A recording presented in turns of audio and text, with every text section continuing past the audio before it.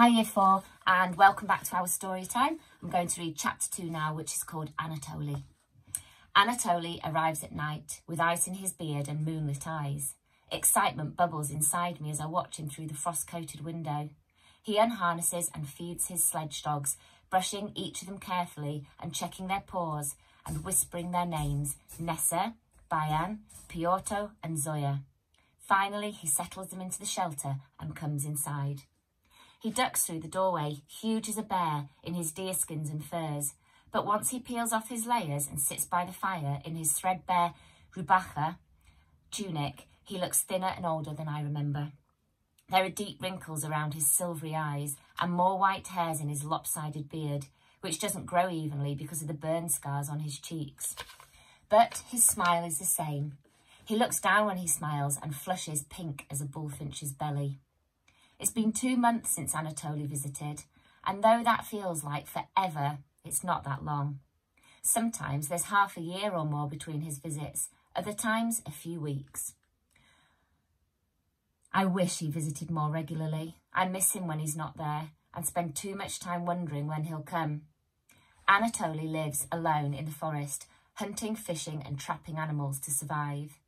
No one in the village knew he existed until about 10 years ago, when he turned up on Mamochka's doorstep asking for an ointment to soothe his burns. They were old scars from a forest fire years before, but he said they still ached and itched at night. Since then, Anatoly has visited at least once a year, and often many times more. Occasionally he stays for a night sleeping by our fire, and people in the village tease Mamochka and says he's her sweetheart.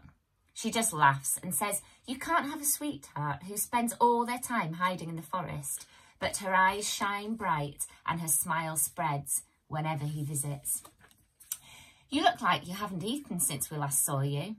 Mamochka pours Anatoly a cup of tea with lemon and passes him a basket of priyanki, which are soft spice cookies with a glaze as white as the snow outside. Mamochka is small, half the size of either Anatoly or me, but she takes up more space.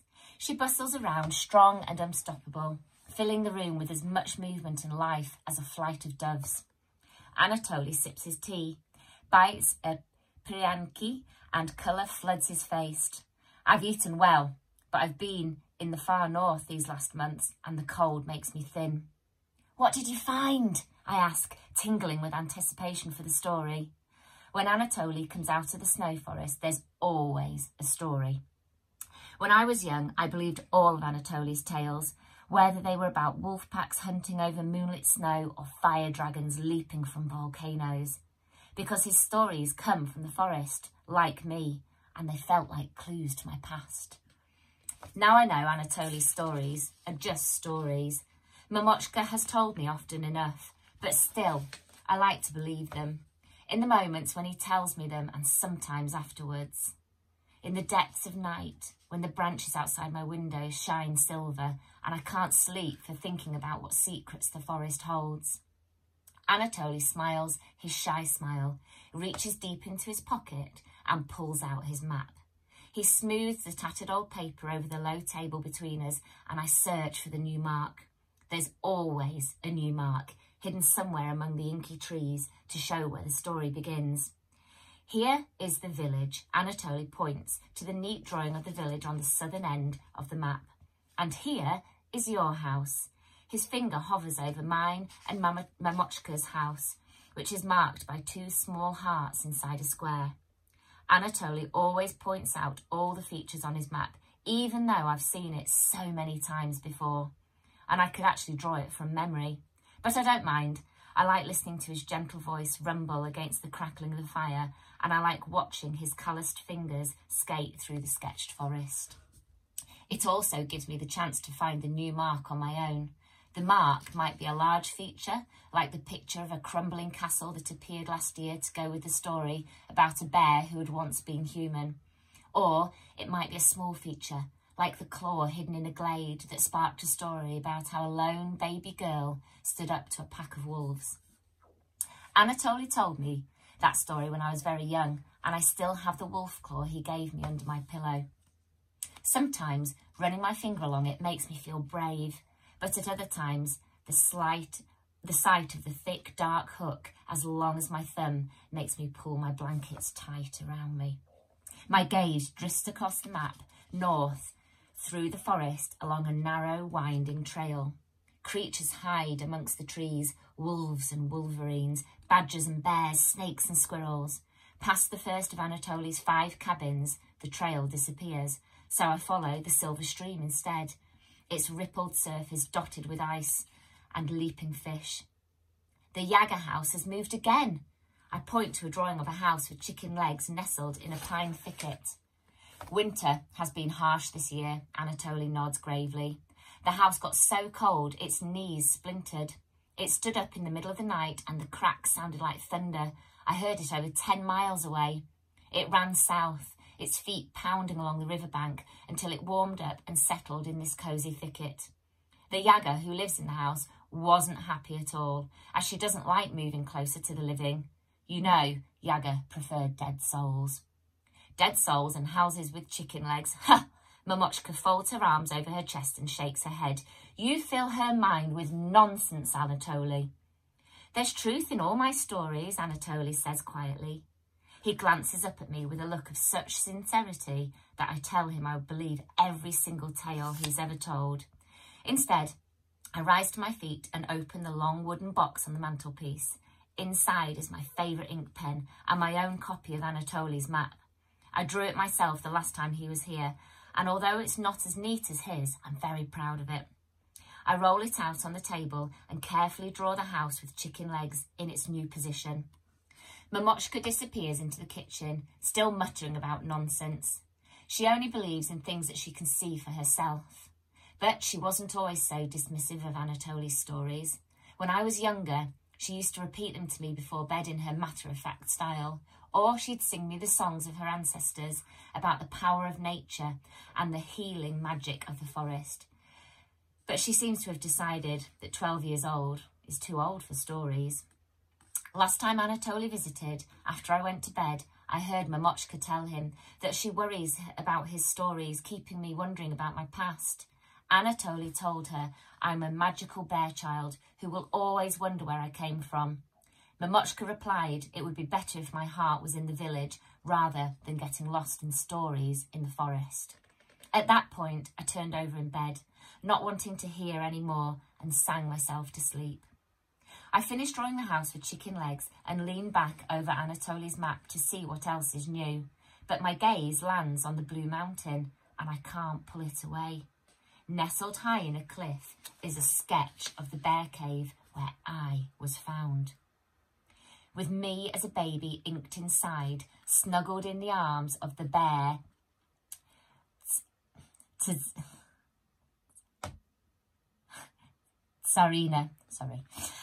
Anatoly always refers to the bear who raised me as Tsarina, a queen of the snow forest. My feet ache with the same restless feeling I had earlier after I heard the bullfinch speak. Outside, the snow glistens and an urge to make footprints in it swells inside me. The bear cave. Anatoly's voice cuts through my thoughts. He gently touches the map right next to the cave, where your Mamochka found the most precious treasure ever discovered in the snow forest.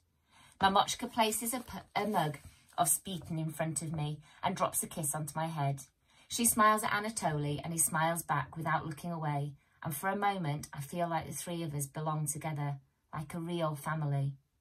How long are you staying? I blurt out, then regret the question, because Anatoly's face burns bright red all the way to his ears and he doesn't answer. Mamochka leans down and tops up the teapot with hot water. Steam rises when she opens the tap in the shining brass urn. The heat in the air disguises Anatoly's blushing. What's that? She asks, pointing to a tiny triangular mark on the map. I peer at the triangle embedded high in the trunk of a tall, slim branch. Inside the triangle is the letter N, with a crown on top. It's the new mark! Excitement rushes through me, washing away the twinge of disappointment I felt at not finding the mark myself. And it has something to do with the Princess Nastasia. I recognise the crowned N as her symbol. Anatoly has told me stories before about her, and some of them have hinted that she might be my birth mother. The thought that might be true and that I might learn something about her gives me a sudden breathtaking thrill, like skidding slightly out of control on the ice. Anatoly pulls an object wrapped in cloth from his pocket and passes it to me. It's as big as my palm, heavy, and feels cold through the cloth. Mousetrap pokes his head out of his hole in the corner near the fire and sniffs the air. He's a fierce and proud hunter and never begs for food, unless it's freshwater cod brought by Anatoly, but it's not cod in the parcel. Inside is a triangular ice blue rock, smooth as glass, with a tip and edges as sharp as a knife. Anatoly has made a hole in the wide end and threaded it with a leather cord so it can be worn as a necklace. The rock trembles in my hand. It feels unnaturally cold, like there's a snowstorm inside it. The corners of Mousetrap's mouth turn down when he realises there's no fish on offer. But perhaps he catches the scent of a story because he edges closer, scoots up the back of my chair, settles onto my shoulder and stares at Anatoly expectantly. I breathe in Mousetrap's familiar smell of dust and earthy musk and reach up to give him a stroke, but he pushes my finger away. Mousetrap loves sitting on my shoulder, but he doesn't like being fussed or petted. "Is this an arrowhead?" I ask, holding the rock up to the window so it shimmers with starlight. Anatoly nods. "It's for you. The Princess Nastasia's last arrow." His voice cracks a little and he takes another swig of tea. "It's beautiful. Thank you." I lift the necklace over my head, being careful not to disturb Mousetrap, then turn to show Mamochka. "It looks lovely on you," Mamochka smiles, "but with those sharp edges, it doesn't seem very safe to wear." She raises her eyebrows at Anatoly and he looks down apologetically. "Would you like to hear the arrow's story?" Anatoly asks. "Yes, please." Goosebumps shiver over my skin. Although I've heard stories about the Princess Nastasia before, I've not heard one about an arrow. Mousetrap lets out a squeaky yawn, stretches and curls around my neck. "Princesses and arrowheads." Mamochka tuts as she returns to the kitchen, where she makes a show of putting away the fish and game Anatoly has brought us, but I see her through the window, listening. Mamochka might not believe Anatoly's stories, but she's not immune to their magic. Perhaps Anatoly's stories are too fantastic to be true, but wrapped up in one of his tales, with the fire crackling in the hearth and ice glistening on the windows, I can believe that one day I'll find my own story and it will shine as brightly as a clear night sky. "There is truth in my stories," Anatoly whispers as he passes me a piranki. I smile and take a bite of the soft cookie. Then Anatoly begins, as he always does, with "Once upon a time." This is Anatoly's story, The Princess Nastasia's Last Arrow. Once upon a time, a great warrior came to the snow forest. Her name was the Princess Nastasia. She carried a bow over her shoulder and a quiver of arrows on her back, and with them she could shoot the twinkle from a star. For many years, the Princess Nastasia defended and protected the creatures of the snow forest. She drove the water demons from the river, calmed the wood spirits whose howls brought rain, and saved the soul of the giant Deathless. Then one day she met a fisherman on the shores of the Green Bay. They fell in love and had a beautiful baby daughter.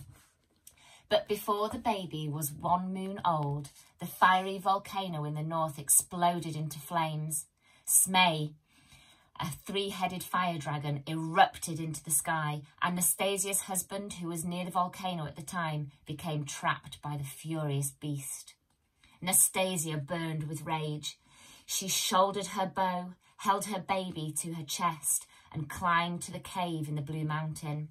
There, though it broke her heart to do so, she left her beloved daughter in the care of the only creature she trusted to keep her safe, the bear, Tsarina. At the very top of the mountain, where the ancient peak is stained blue by the sky, Nastasia carved 6 arrowheads, made from thick blue ice and hardened with stardust. They were strong and cold enough to cool the anger in a fire dragon's heart.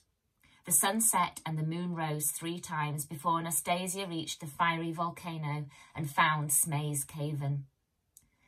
Nastasia charged in and aimed an arrow at the dragon's heart, but Smay held her husband too close for her to take the shot. Between 2 heartbeats, Nastasia fired 5 arrows at Smay's 3 heads, blinding 5 of his eyes. Nastasia smiled and drew back her final arrow to blind the dragon's last eye. But Smay opened his great wings and flew off from the cavern, still holding Nastasia's husband. Then Smay roared with anger and dropped him into a swirl of dragon fire. Grief tore through Nastasia as she watched her husband disappear into the flames. Her chest crumpled and she struggled to breathe. She released her last arrow, but it missed its target. The arrow clipped Smay's wings, making him tumble through the sky, and spitting fiery bombs and cinders, he collapsed upon her. There was no escape. High above, the last arrow flew on. It sailed over stars, carrying Nastasia's love and strength. It dipped under the moon, picked up moonbeams and magic, and it landed deep in the bark of a tall, slim birch. Tears pooled in Nastasia's eyes, which shone with thoughts of her orphaned child, but her final breath was filled with hope that one day her daughter would find the last arrow, and then her story would be remembered. Okay, that's everything for today. Tomorrow, we've got chapter 3, which is the festival. Bye for now, Year 4.